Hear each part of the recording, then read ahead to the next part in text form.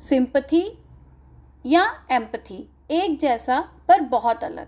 एक हमें हर दिखने वाले सच को पिटी महसूस करवाती है और दूसरी सच का सामना करना सिखाती है बिना अपनी हम्बलनेस खोए हुए। कई बार सिंपथी और गिल्ट एक साथ चलने लगता है, कहीं हम बिना सोचे समझे किसी को गलत ना समझ लें और इसी चक्कर में हम उसके दर्द को अपना बना लेते हैं। लेकिन एम्पथी शायद हमारे मजबूत होने की निशानी है। एक वक्त आता है जब सिंपथी हमें हमसे बहुत दूर ले जाती है और हम कहीं खो से जाते हैं क्योंकि हमें लगने लगता है कि हम कहीं फंस ना जाए। शायद इसका कारण होता है हमारा बिना सोचे समझे किसी पर भी विश्वास कर लेना।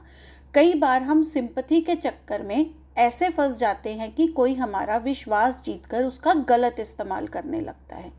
हम भूल जाते हैं कि हम किसी के लिए सब कुछ नहीं कर सकते। कभी कभी हमें लगता है कि शायद दुनिया के सारे दुख हमें ही खत्म करने हैं, ये सोचे बिना कि जो दुखी है उसे भी कुछ करने की ज़रूरत है। और शायद यही हम एक और गलती कर देते हैं। कई बार हमें लगता है कि हम किसी का सहारा बन रहे हैं, लेकिन शायद बिना समझे हम उसकी आदत बनने लगते हैं। हर बार किसी का बोझ उठा लेना उसकी मदद करना नहीं होता।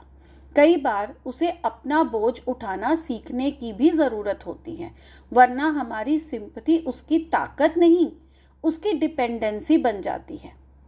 तुम सब नहीं कर सकते, इसीलिए कई बार हम सिंपथी या पिटी करते करते इस्तेमाल हो जाते हैं।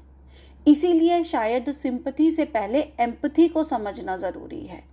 कहीं किसी और का बोझ उठाते उठाते खुद उस बोझ में मत उलझ जाना।